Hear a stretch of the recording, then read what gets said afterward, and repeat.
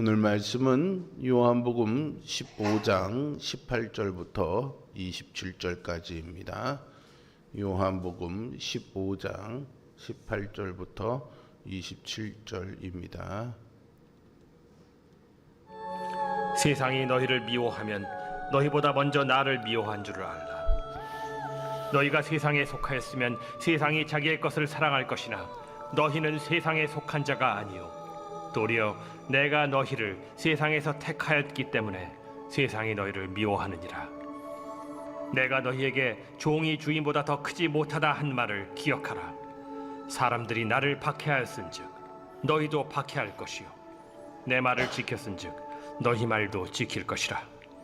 그러나 사람들이 내 이름으로 말미암아 이 모든 일을 너희에게 하리니 이는 나를 보내신 이를 알지 못함이라. 내가 와서 그들에게 말하지 아니하였더라면 죄가 없었으려니와 지금은 그 죄를 핑계할 수 없느니라.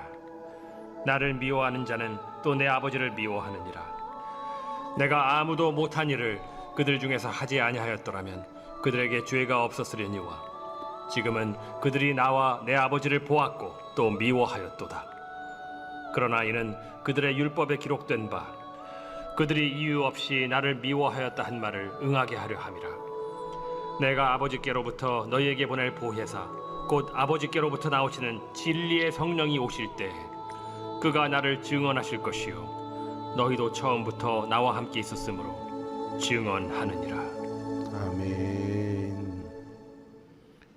예수님은 이제 신자들과 세상의 관계에 대해서 가르침을 주십니다.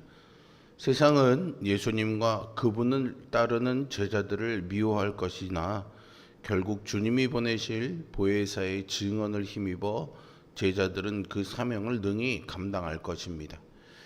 우리가 잘못된 일을 하면 사람들이 우리를 좋게 볼 리가 없습니다.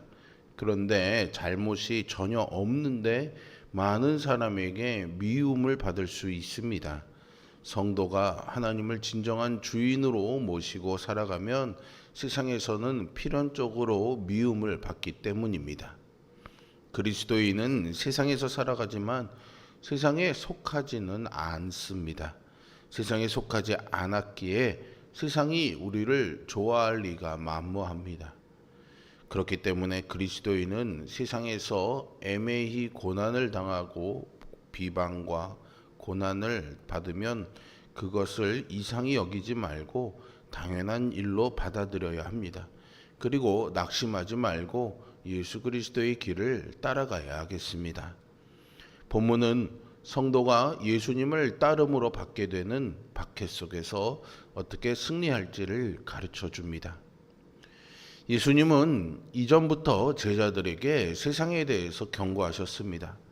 이 세상은 좁게는 예수 그리스도를 대적하는 유대의 지도자들 그룹을, 넓게는 하나님께 적대적인 사탄의 세력과 조직을 뜻합니다. 예수님은 이러한 세상이 제자들을 미워할 때 놀라거나 당황하지 말라고 하시는데요. 세상이 예수님을 먼저 미워했기 때문입니다. 또한 이러한 현상은 19절에서 보시는 것처럼 제자들이 세상에 속한 자가 아니라 예수님께 속한 자임을 역설적으로 드러내기 때문입니다.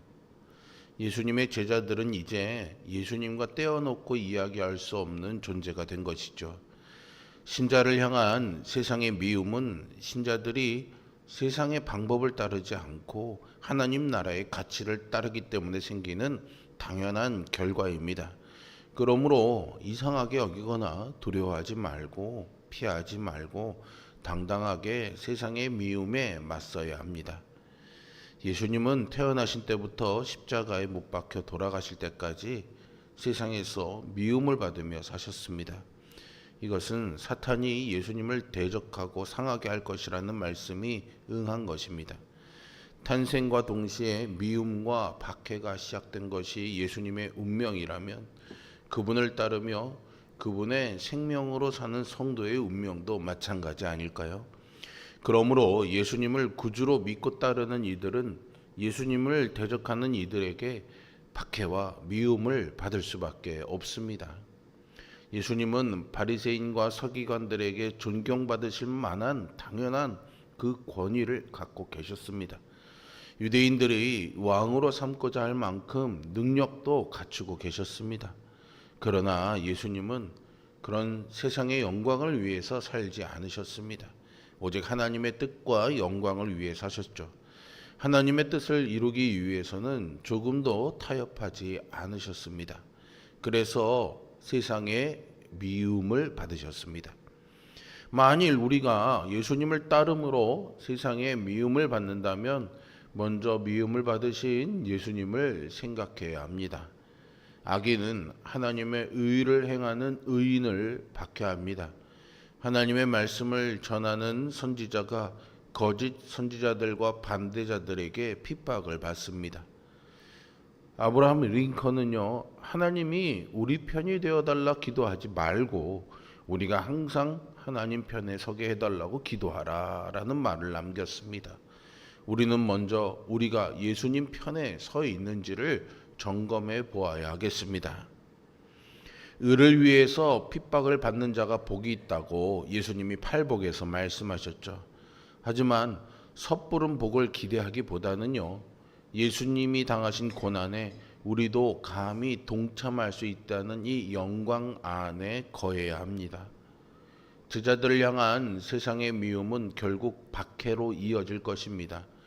주인이 박해를 받았는데 종인 제자들이 어찌 피할 수가 있겠습니까? 세상의 박해는 궁극적으로 예수님을 보내신 하나님에 대한 무지에서 비롯이 됩니다. 그러나 예수님이 이미 충분히 말씀하셨기 때문에 몰랐다 핑계할 수도 없습니다. 예수님의 모든 사역과 가르침은 세상의 죄를 드러내고 그 죄가 그들의 의지적 선택이었음을 더욱 명시하셨습니다.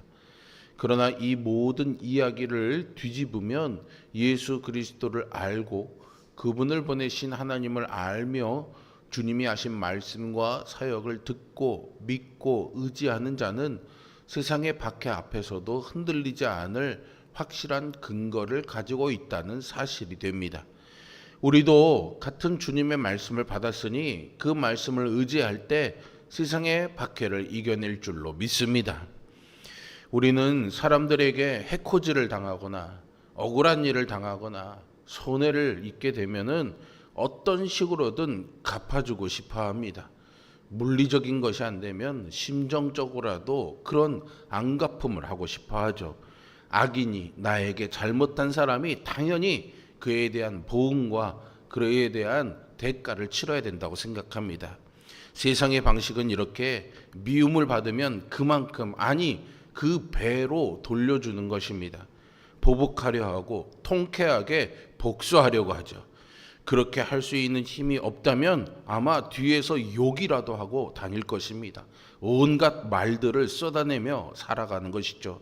그러나 예수님은 우리가 세상에 속한 자가 아니라 주님께 선택받아 세상에서 구별된 성도라고 말하십니다.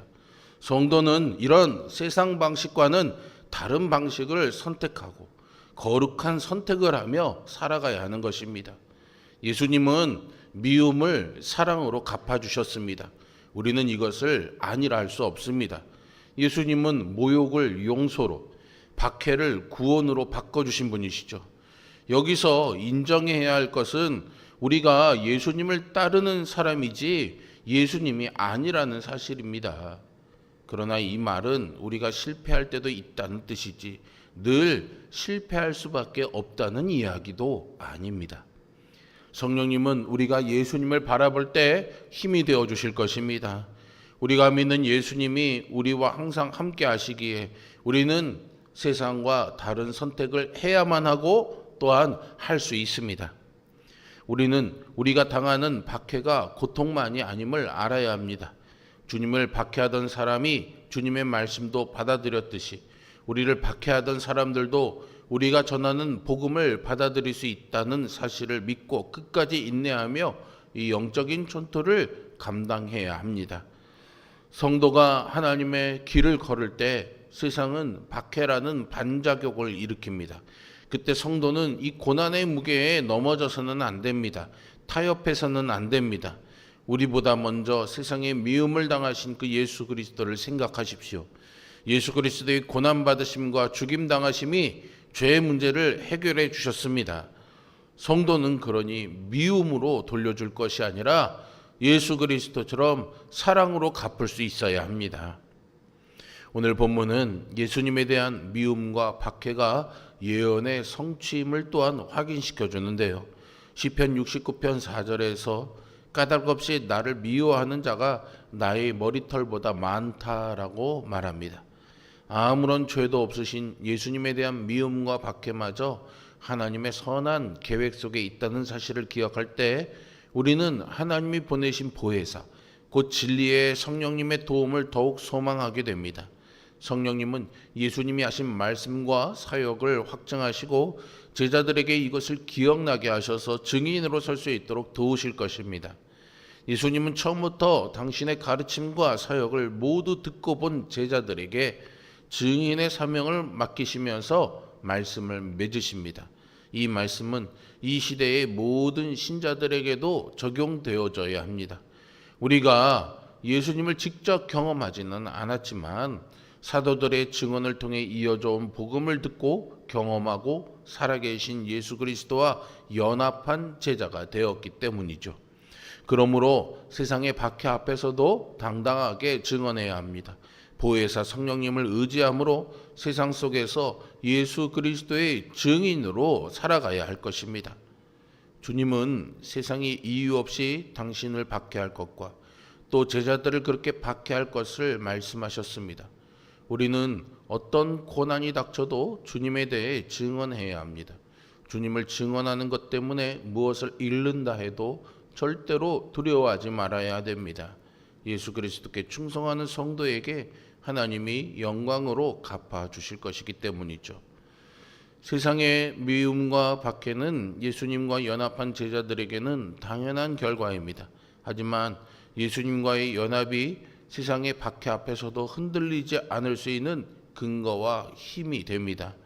또한 예수님이 약속하신 대로 보내주신 보혜사 성령님이 우리를 도우시고 인도하시기에 예수 그리스도의 증인으로 세상의 박해 앞에 당당히 맞설 수가 있는 것이죠. 신자로서의 사는 삶에는 세상과의 부딪힘은 숙명이라고 할 수 있습니다. 우리는 이것을 싫어하고 불편해합니다. 그러지 않기를 바라죠. 그러나 오늘 말씀을 보면 우리 신자들에게는 반드시 세상에 거치는 것이 있다는 것을 기억하면서 그것을 두려워하거나 피하려 하지 말고 당당히 맞서며 그럴 때에 우리를 도우시는 성령님의 도우심을 구하시기 바랍니다. 우리가 오늘 이 새벽에 그런 마음의 결단과 도우심을 구할 때 성령께서 오늘 여러분들과 함께 하시고 도우시기를 주님의 이름으로 축복합니다. 기도하겠습니다. 거룩하시고 능력이 많으신 아버지 하나님, 오늘 예수 그리스도를 통해서 우리에게 보여주신 순복과 순종의 모함, 세상의 미움과 박해를 감내하며 하나님의 뜻을 이루신 예수님을 보면서 우리 또한 예수님을 믿는 제자로서 그러한 삶을 살기를 소망합니다. 사람들의 인정을 받는 것이 좋지, 사람들의 미움과 손가락질을 받는 것이 좋아하는 사람이 어디 있겠습니까마는 우리는 이제 신자로 살아가는 것이기에 그런 당연한 세상의 이치가 아니라 세상에 거치는 것, 미움받는 것을 두려워하지 않고 하나님의 뜻을 이루는 하나님 나라의 법대로 사는 삶을 살기를 소망합니다. 그런 우리들에게 힘 주시고 용기 주시고 도움 주실 성령님의 은총을 소망합니다. 내 안에 계시는 성령님 역사하여 주셔서 우리의 마음에 나의 욕심으로 나의 정서로 그렇게 세상과 타협하려는 자세에 굴복하지 않게 하여 주시고 오직 주신 이 말씀을 기억나게 하시고 이 말씀대로 살아가게 하실 성령님의 인도하심 따라 살아가는 우리 모두가 되게 하여 주옵소서. 예수 그리스도의 이름으로